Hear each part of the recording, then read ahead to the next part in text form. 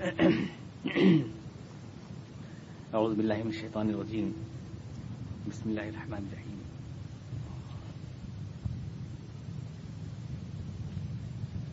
اوحینا الی موسیٰ واخیہ ان تبوأ لقومکما بمصر بیوتا واجعلوا بیوتکم قبلۃ واقیموا الصلاۃ وبشر المؤمنین وقال موسیٰ ربنا انک آتیت فرعون وملأہ زینة واموالا فی الحیاة الدنیا ربنا لیضلوا عن سبیلک ربنا اطمس علی اموالہم واشدد علی قلوبہم فلا یؤمنوا حتی یروا العذاب الألیم قال قد اجیبت دعوتکما فاستقیما ولا تتبعان سبیل الذین لا یعلمون. صدق اللہ العظیم. اور ہم نے موسیٰ اور ان کے بھائی کی طرف وحی کی کہ تم لوگ اپنی قوم کے لیے مصر میں مکانات بناؤ اور اپنے مکانوں کو مرکز بناؤ اور نماز کا نظام قائم کرو اور مسلمانوں کو خوشخبری دو. موسیٰ علیہ السلام نے کہا، اے ہمارے رب، بے شک تو نے فرعون کو اور اس کے سرداروں کو دنیا کی زینت اور مال عطا کیا ہے، اے ہمارے رب، تاکہ وہ تیری راہ سے لوگوں کو بھٹکائیں. پروردگار، تو ان کے مال تباہ کر دے اور ان کے دل سخت کر دے، کیونکہ وہ ایمان نہیں لائیں گے جب تک کہ ایک دردناک عذاب نہ دیکھ لیں. اللہ نے کہا، تمہاری دعا قبول کی گئی، لیکن تم دونوں ثابت قدم رہنا اور ان لوگوں کی راہ پر نہ چلنا جو جاہل ہیں.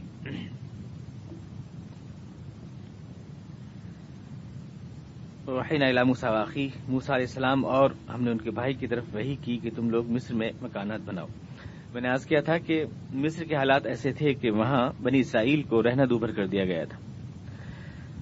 ان کے لیے یہ بھی ممکن نہیں تھا کہ وہ کسی چوراہے پر بیٹھ کر کے کوئی بات کہہ سکیں یا دین کی کوئی بات کر سکیں. ان کی تنظیم اور اجتماعی تنظیم بالکل پارا پارا ہو گئی تھی. تو اللہ تبارک تعالیٰ نے ایسے حالات میں موسیٰ علیہ السلام کے ذریعے ان کو ایک دوسرے امکان کی نشاندہی فرمائی. اور اس سے ہم کو یہ سبق ملتا ہے کہ اگر ایک امکان کا راستہ بند ہو جائے تو ہمیں حالات کا دوسرا امکان تلاش کرنا چاہیے. یہ نہیں کہ ہم ہاتھ پر گھبرا جائیں، ہاتھ پہ ہاتھ رکھ کے بیٹھ جائیں، ہمارے لیے کوئی امکان نہیں ہے، اب کوئی چانس نہیں ہے ہمارے لیے اپنی بات کو کہنے کا، آگے بڑھنے کا یا اپنی تنظیم کرنے کا. جب کبھی سارے دروازے بند ہو جاتے ہیں تب بھی کوئی نہ کوئی ایک دروازہ کھلا رہتا ہے. اللہ تبارک تعالیٰ نے ان حالات میں جبکہ مصر بنی اسرائیل بالکل کرش ہو چکے، کچلے جا چکے ہیں فرعون اور اس کی ذریت کے ہاتھوں، اس وقت ان کی قومی زندگی کی تنظیم کے لیے یہ راہ بتائی ان کو کہ تم اگر نہیں لڑ سکتے ان سے براہ راست تو تم کم سے کم اپنے گھروں کو تو مرکز بنا سکتے ہو اور تم کم سے کم اپنا نماز کا نظام تو قائم کر سکتے ہو. اس نماز کے نظام کے ذریعے تم اپنی ملی زندگی کی تنظیم کر سکتے ہو اور تم اپنی ایسی الگ مکانات بنا سکتے ہو جو ان کی دسترس، جہاں تم اپنی تہذیبی اقدار کا پورا نشو و نما کر سکو، اپنے اعتبار سے جی سکو، اپنے اصولوں کے اعتبار سے جی سکو. اور پھر یہ تیاری کرنے کے بعد پھر تم اس قابل ہو جاؤ کہ تم کل کو نظام وقت کو چیلنج بھی کر سکو اور وقت پڑے تو پھر تم یہاں سے منظم ہو کر کہیں جا بھی سکو. یہ سارے انتظامات، لیکن یہ کہ اس عبوری پیریڈ میں اللہ نے بتایا کہ تم یہ کر سکتے ہو. یہ نہیں کہ وقت ضائع کرنے کا ٹائم ہے کہ نہیں، جب ہوگا دیکھا جائے گا. اور جب اللہ میاں کے فرشتے جو ہے ہمارے لیے حکومت اور سلطنت تھال میں لگ کے پیش کریں گے تو ہم پہنچ جائیں گے کہ ہاں ہم حاضر ہو گئے، یہ کرسی بیٹھ جائیں گے. بلکہ اسی وقت اللہ نے فرمایا نہیں، ان حالات میں بھی تمہارے لیے جدوجہد کا امکان موجود ہے کہ تم یہ کرو، یہ کرنا شروع کرو کہ تم مکانات بناؤ اور ان مکانات میں سیپریٹ اپنے آبادی بناؤ اور تم اپنے مکانوں کو مرکز بناؤ دینی تعلیمات کا، وہاں پر چرچے ہوں، اللہ کی تعلیمات کے بیانات ہوں، ان سے ذہن سازی کی جائے، ذہن بنائے جائیں، منظم کیا جائے آپس میں. وَجَعَلُوا بُيُوتَكُمْ قِبْلَةً، صرف یہی ترجمہ ہو سکتا ہے اس آیت کا. خامخواہ کے 10 ترجمے کرنے کی ضرورت نہیں ہے اس کی کہ نہیں نماز پڑھنے کے لیے ادھر کو قبلہ بنا لو، یا یہ کہ وہ پرانے زمانے میں مکانات ہوا کرتے تھے تو اللہ نے فرمایا کہ بیت المقدس تو ہوتا رہے گا لیکن تم اس کو قبلہ بنا لو، یا یہ کہ پہلے استقبال قبلہ کی شرط رہی تھی کہ جدھر چاہو تمہارا مکانی قبلہ ہے. یہ سب کچھ نہیں. قبلہ مرکز کو کہتے ہیں.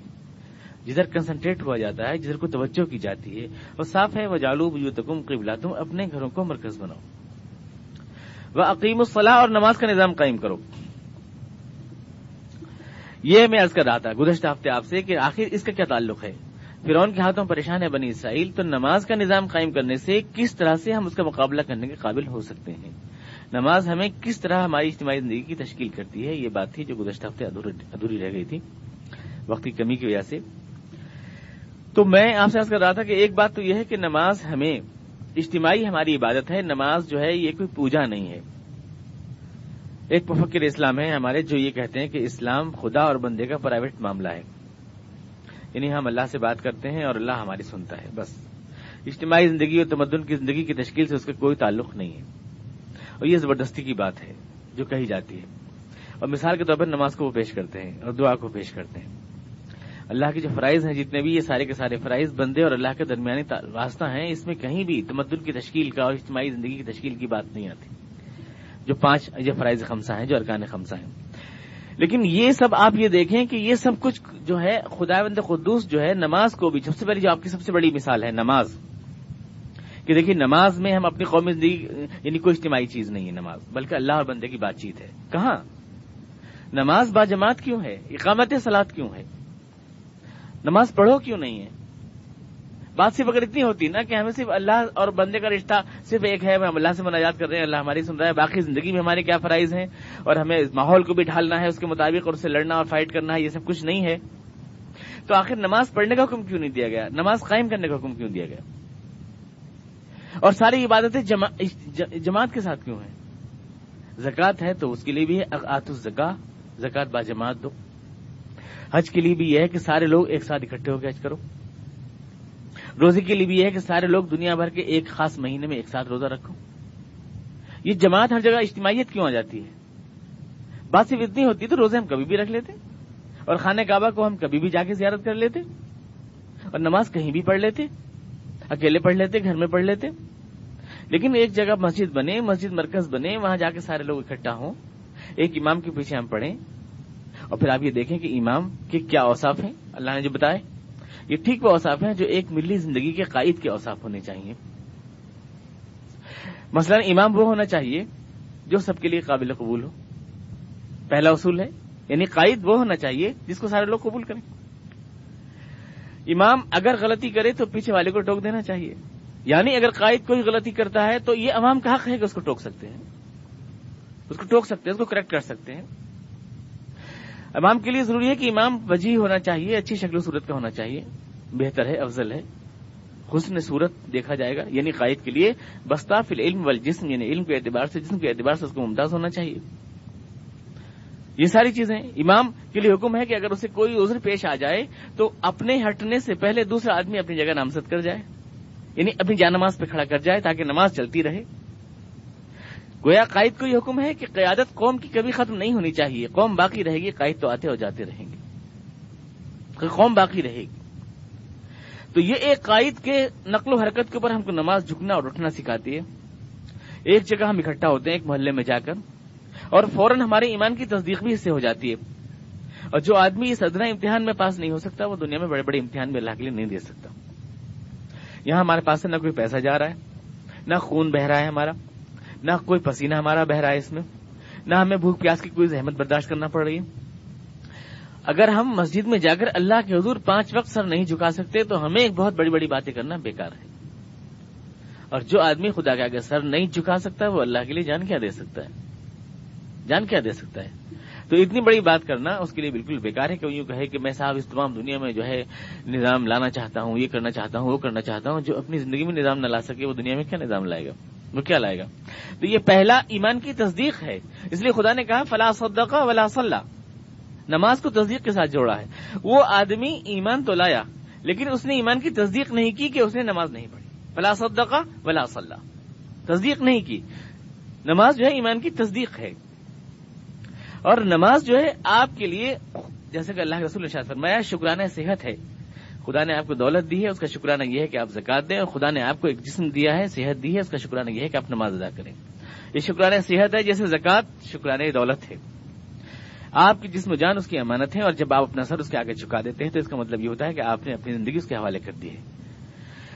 اور جیسے اب میں نے آپ سے عرض کیا تھا، آپ قربانی کرتے ہیں تو یہ قربانی اس بات کی علامت ہوتی ہے کہ آپ وقت ضرورت جان بھی قربان کرنے کے لیے تیار ہیں. حالانکہ ایک سمبولک چیز ہوتی ہے. صرف جاہل لوگ کہتے ہیں کہ صاحب وہ اسلام کے دشمن ہیں، کہتے ہیں کہ کیا بات آپ جانور کاٹ دیتے ہو، سیکریفائس کا لفظ بولتے ہو اس کے لیے، خرید کے لائے کٹ رہا، کاٹ دیا اس کو، ایک ہفتے گوشت کھانے سے رکے رہے، ایک ہفتے ڈٹ کے کھا لیا، کہہ دیا کہ ہم نے قربانی دے دی. لفظ کتنا بڑا بولا، قربانی، سیکریفائس، بہت بڑی قربانی دے دی آپ نے.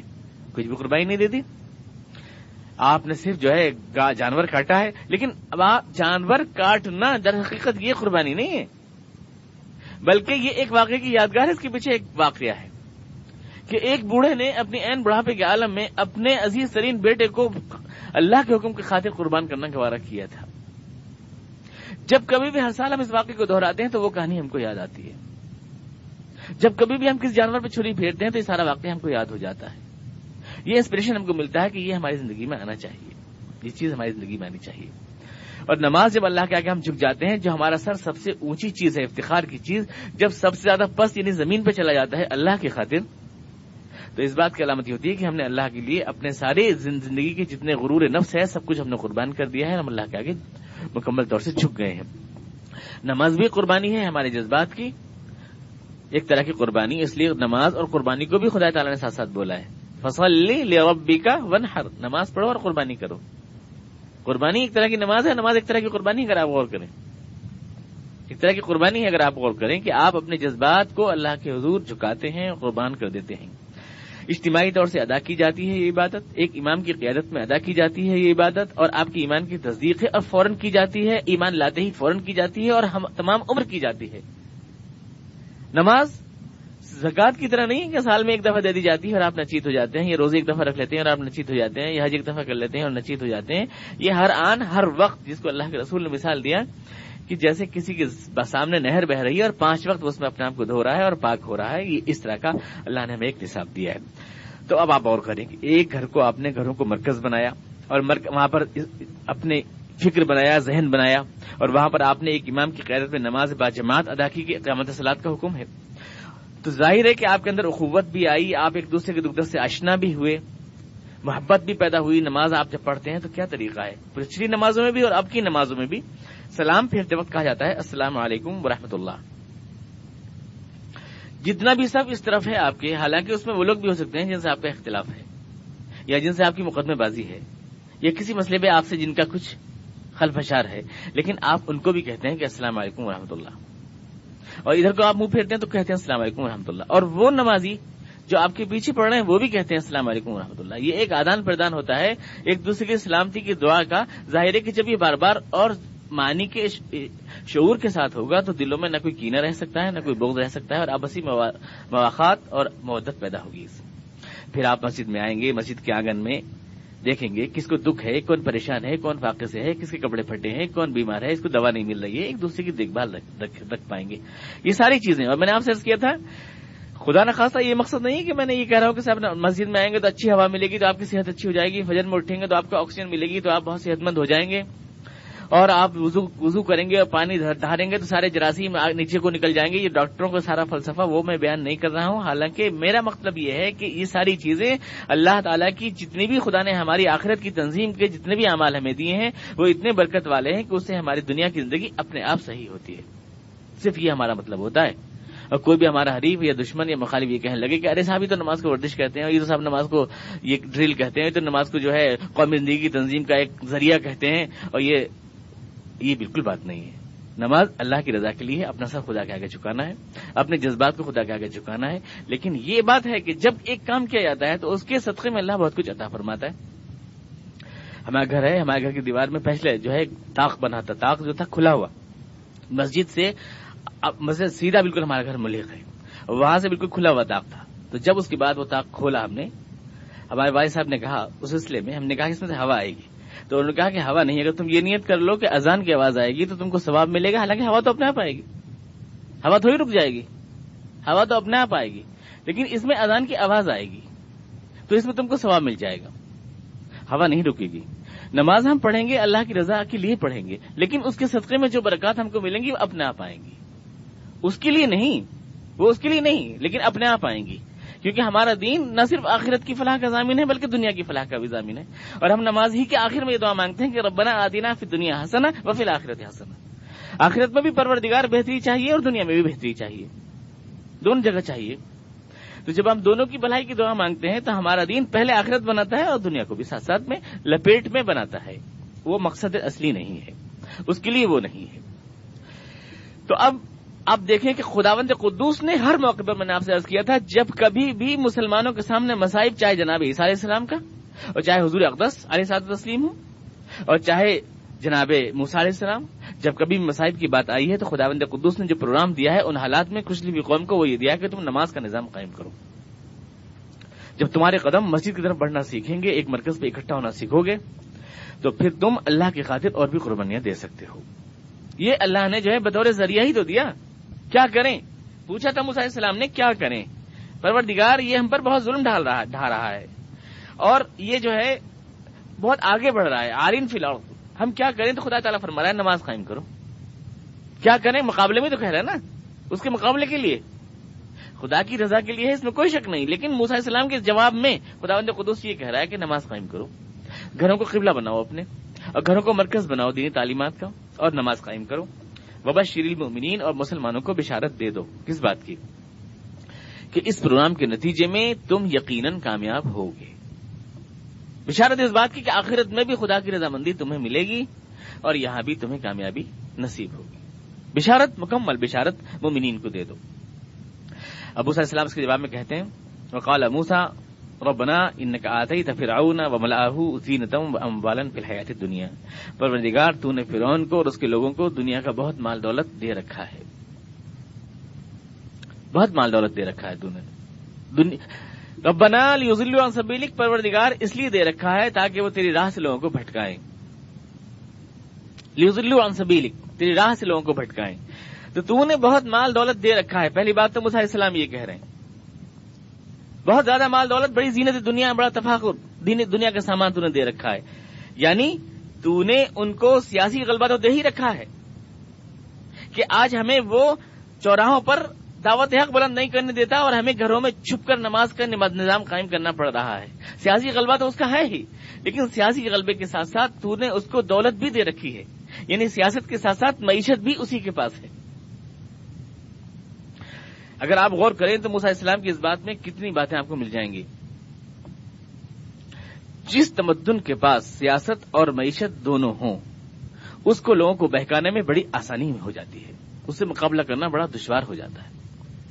تنہا سیاسی طاقت ہو اور ہمارے پاس معاشی طاقت ہو تو ہم بھی تھوڑا فائٹ کر سکتے ہیں، لیکن جب اسی کے پاس سیاست بھی ہے اور اسی کے پاس معیشت بھی ہے، یعنی پیسہ بھی اسی کے ہاتھ میں ہے اور اختیار بھی اسی کے ہاتھ میں ہے، تو اس سے مقابلہ کرنا آسان نہیں رہتا.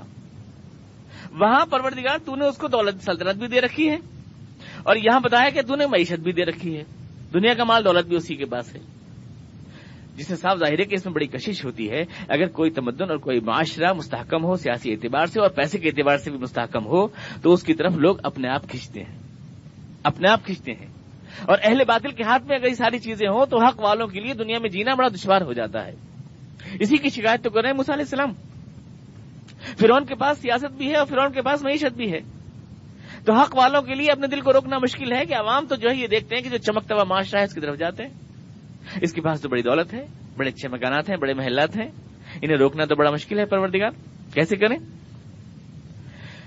یہ بات تو آپ یہاں ختم کر دیجئے اور آپ غور کریں اس بات کے اوپر کہ ہندوستان میں اور خود دیگر ہندوستان کے باہر بھی جو بعض اسلامی تحریکیں ہیں، مثلا ایک تحریک ہے جو کہتی ہے کہ صاحب یہاں کا بالکل سیاسی بائیکاٹ کر دینا چاہیے، اور ساتھ ساتھ یہ بھی کہتے ہیں کہ یہاں کی ملازمتوں کو بھی بائیکاٹ کر دینا چاہیے، ملازمت یہاں نہیں کرنی چاہیے.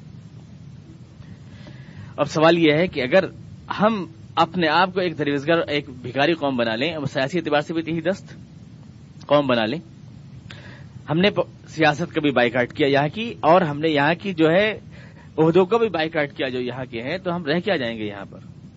اتنی بڑی بات جو دعوت حق دینے کی ہم بات کر رہے ہیں، ایک ایسی قوم جس کے ہاتھ میں نہ پیسہ ہے اور نہ سیاست، وہ دنیا کو دعوت دے کہہ سکتی ہے؟ وہ کہہ گئے یہ بھکاری قوم جن کے خود چیترے لٹک رہے ہیں، یہ کیا دنیا کو سنبھالنے کی بات کر رہے ہیں؟ جو لوگ اسلام کے داعی بنے ضروری ہے کہ ان کا معاشرہ مستحکم معاشرہ ہو، طاقتور معاشرہ ہو، مادی اعتبار سے بھی اس کو طاقتور ہونا ضروری ہے. اور مادی اعتبار سے طاقت نہ ہو، ساری طاقت شیطان اور اس کی ذریت کے ہاتھوں میں ہو، اور جو ہے حق کی طرف دعوت دینے والے خالی چنوں کی جھولی لیے گھوم رہے ہو، تو بہت مشکل ہے لوگوں کو حق کی طرف بلانا۔ اب آپ یہ دیکھیں کہ اس کے ساتھ ساتھ جب تمام وسائل بھی اسی کے پاس ہوں ذہن کو بہکانے کے، تو سچ بات کہہ کے آپ کیسے لوگوں کو، یعنی کس طرح سے سچ بات کی طرف لوگوں کو لے آئیں گے؟ اقتدار کے ہاتھ میں بہت کچھ ہوتا ہے، اور پھر جو کچھ رہی صحیح کسر ہے وہ دولت پوری کر دیتی ہے۔ وسائل اسی کے ہاتھ میں ہوتے ہیں سارے، جس کے پاس دولت ہوتی ہے سارے وسائل اسی کے ہاتھ میں ہوتے ہیں۔ لیکن ہمارے ہاں مختلف باتیں کہی جاتی ہیں۔ ایک تو یہ کہی جاتی ہے کہ جدید وسائل کو نہیں اپنانا چاہیے دعوت کے اندر، اور سارے وسائل شیطان کو دے دینے چاہیے، جدید وسائل کو نہیں اپنانا چاہیے۔ مثال کے طور پر کسی نے ویڈیو کا استعمال کر لیا ہے یا ٹی وی کا استعمال کر لیا ہے تو وہ بہت بڑا مجرم ہے۔ اللہ کے رسول کا طریقہ یہ نہیں تھا، اللہ کے رسول نے ایسے دعوت نہیں دی۔ کچھ لوگ یہ کہتے ہیں، کچھ لوگ کہتے ہیں کہ نہیں، یہ نظام باطل ہے، یہاں پر ہمیں شامل نہیں ہونا چاہیے، یہاں کی حکومت میں، یہاں کی سیاست میں ہمیں شامل نہیں ہونا چاہیے، یا یہاں پر ہمیں یہاں کی ملازمتیں، یہاں کے عہدے ہمیں قبول نہیں کرنا چاہیے۔ یعنی ہمارے پاس جوتی ماننے والے وہ ہوں، اقتدار ان کا ہو، اختیار ان کا ہو، سب کچھ ان کا ہو، اور ہم ان سے کہیں کہ بھائی آپ اسلام قبول کر لیجیے، اور وہ کھٹ مسلمان ہو جائیں گے۔ یہ کچھ سمجھ میں آنے والی بات ہے؟ یہ کیسے ہو جائے گا؟ ہمیں اپنے آپ کو منظم کرنا ہوگا، مستحکم کرنا ہوگا، معاشی اعتبار سے بھی مستحکم کرنا ہوگا، اپنے ایک سماج کو چمکتا دمکتا سماج بنانا ہوگا، اس قابل بنانا ہوگا کہ مظلوموں کو یقین دلا سکے کہ ہم تمہارا تحفظ کر سکتے ہیں۔ دلت کے پاس جاتے ہیں مسلمان ہو جائیے، ہو جائے گا؟ کیوں ہو جائے گا؟ یہ خود پٹ رہے ہیں، یہ ہمیں کیا تحفظ دے سکتے ہیں، یہ ہمیں کیا پیٹرونیج دے سکتے ہیں؟ موسیٰ علیہ السلام کر رہے ہیں نہیں کر رہے ہیں اللہ تعالیٰ سے شکایت کہ پروردگار تو نے ان کو مال دولت بھی دے رکھا ہے، تو نے ان کو حکومت بھی دے رکھی ہے، کیسے لائیں ہم لوگوں کو اللہ کی طرف، کیسے جوڑیں قوم کو، اپنی تنظیم کیسے کریں؟ ہماری قوم کے کمزور لوگ کیسے گھروں میں مرکز بنا لیں گے، کیسے دینی تعلیمات کا استحکام بنا لیں گے، کیسے نماز کا نظام قائم کر لیں گے، جبکہ حکومت بھی اسی کے پاس ہے اور دولت بھی اسی کے پاس ہے۔ ربنا انک آتیت فرعون وملأہ زینۃ واموالا فی الحیاۃ الدنیا، کیسے کر لیں گے؟ تو وسائل، یہ خیال کہ وسائل سے محروم ہونا چاہیے حق والوں کو، بہت پھیلایا جا رہا ہے آج کل۔ لیکن یہ آپ غور کریں تو یہ کوئی بات نہیں ہے، سارے وسائل ان کے ہیں، ہمیں صرف حضور کی اسوے سے کیا چیز اخذ کرنی ہے، اس کو سمجھنے کی بہت زیادہ ضرورت ہے کہ سنت کیا شے ہوتی ہے، اس کو سمجھنے کی بہت زیادہ ضرورت ہے۔ حضور کے اسوے میں سے سنت کو اخذ کرنا، سنت کیا چیز ہے اس کو سمجھنا ہمیں چاہیے۔ سنت وہ بالکل عمل نہیں ہوتا جو حضور نے کیا ہے، بلکہ جس لیے کیا ہے اس کو سمجھنا سنت ہوتا ہے، کس لیے کیا ہے یہ سمجھنا، بہت حکمت اس کی سمجھنا ہوتی ہے، نہ کہ وہ شکل مخصوص۔ مثال کے طور پر حضرت ابو ایوب انصاری کی حدیث ہے، ترمذی و بخاری شریف دو سب میں ہے، حضور نے ارشاد فرمایا لا تستقبلوا القبلہ ولا تستدبروها، حضرت ابو ایوب انصاری، ولکن شرقوا وغربوا، قبلے کی طرف منہ کر کے پیشاب نہ کرو، قبلے کی طرف منہ کر کے غائط نہ کرو، بیت الخلاء متوانا قبلہ رخ نہ ہونا چاہیے، لیکن مشرق مغرب کی طرف پیشاب کرو، ولکن شرقوا او غربوا، مشرق کی طرف کرو یا مغرب کی طرف کرو۔ حدیث تمام صحاح کی تمام کتابوں میں موجود ہے۔ کیوں؟ اس لیے کہ مدینے کے اندر جو سائڈ بنتی ہے وہ یہ بنتی ہے کہ اگر آپ شمال اور جنوب کی طرف پیشاب کریں تو آپ کا قبلہ رخ ہو جائے گی، آپ یا آپ کی پیٹھ ہو جائے گی قبلے کی۔ اس لیے آپ کے لیے ضروری ہے کہ آپ مشرق یا مغرب کی طرف منہ کر کے پیشاب کریں۔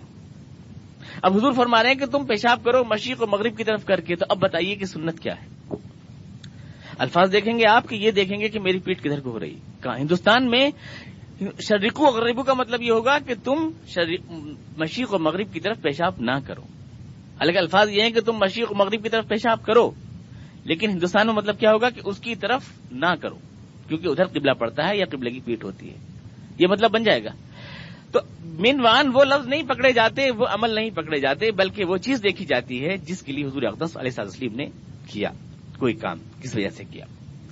اب حضور اقدس تشریف لے جا رہے ہیں، مثال کے طور پر کوہ صفا پر تشریف لے جا رہے ہیں، سب سے اونچے کھڑے پہاڑی پر کھڑے ہو کر ہم دعوت حق دے رہے ہیں، جو عرب کی مکے کی سب سے اونچی پہاڑی ہے کوہ صفا، اس پر دعوت دے رہے ہیں۔ اس سے ہم کو یہ ملتا ہے اصول کہ ہمیں اپنے سماج میں دعوت کو پھیلانے کے لیے اسلام کی سب سے اس اونچے مقام پر قبضہ کرنا چاہیے جہاں سے ہماری آواز زیادہ سے زیادہ دور تک جا سکے۔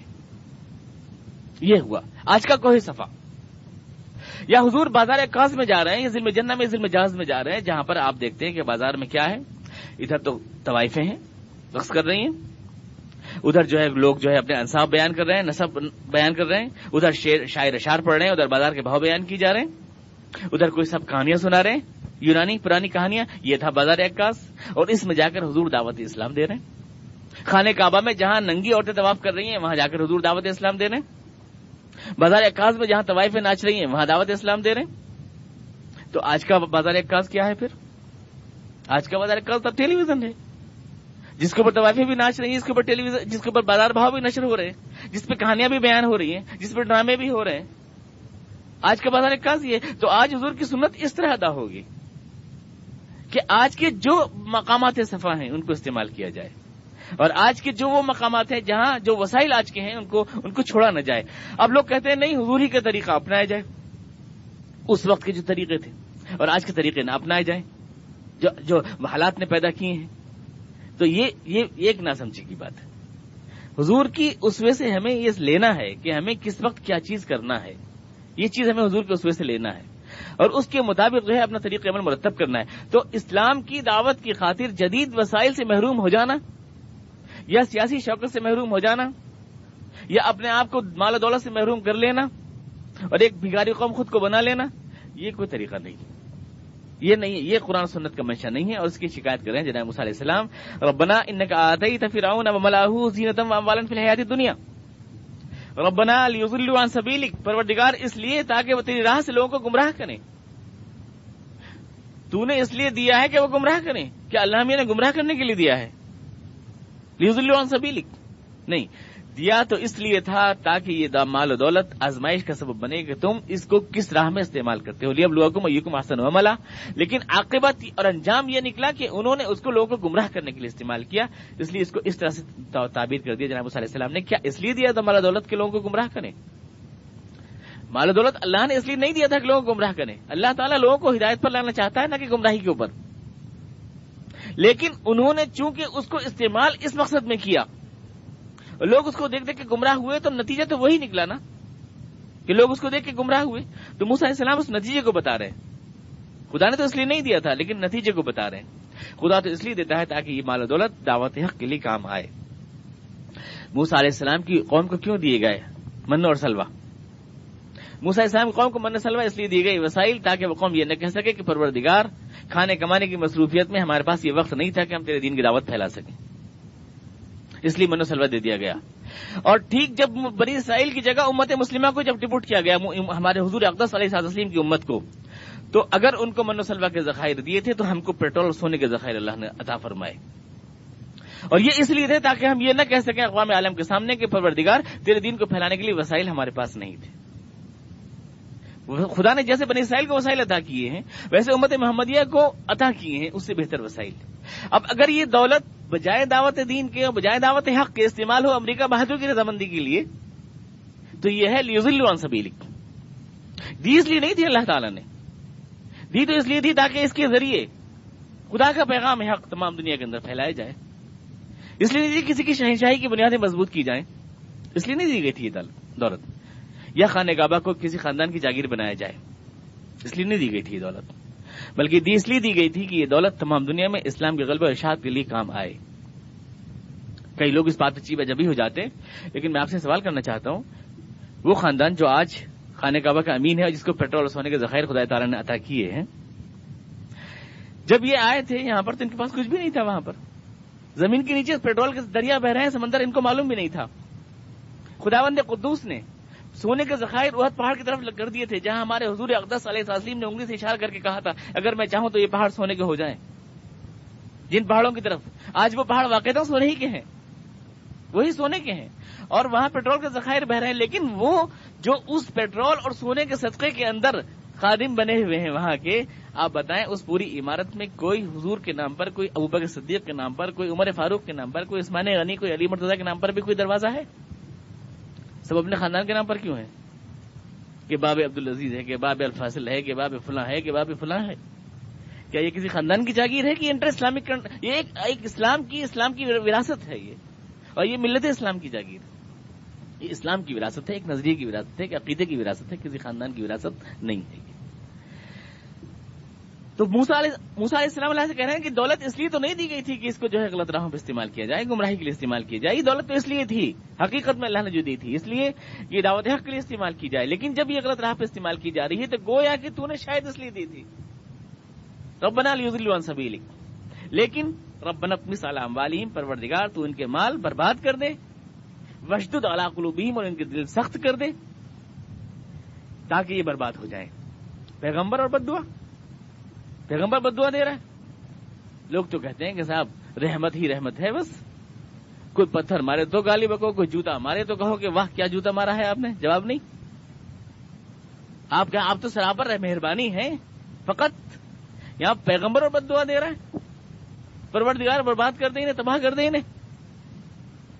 اور یہ کیا پیغمبر جناب نور علیہ السلام بد دعا دیتے ہیں، رب لا تذر علی الارض من الکافرین دیارا انک ان تذرہم یضلوا عبادک، پروردگار چھوڑنا نہیں انہیں زمین پر، کیونکہ اگر یہ زندہ رہے تو یہ دنیا میں لوگوں کو گمراہی کریں گے، یہ تیرے بندوں کو گمراہ کریں گے۔ نور علیہ السلام دے رہے ہیں، بد دعا دے رہے ہیں، تو پیغمبر اور بد دعا دے رہا ہے، کیوں دے رہا ہے؟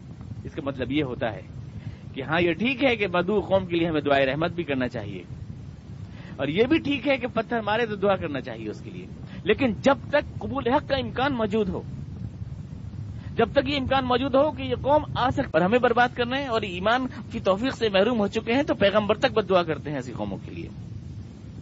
موسیٰ علیہ السلام کیا جواز پیش کر رہے ہیں اپنی بد دعا کا، سنیے۔ ربنا اطمس علی اموالہم، ان کے مال تباہ و برباد کر دے، واشدد علی قلوبہم، ان کے دل سخت کر دے، فلا یؤمنوا حتی یروا العذاب العلیم، کیونکہ یہ ایمان لانے والے نہیں ہیں جب تک دردناک عذاب نہ دیکھ لیں۔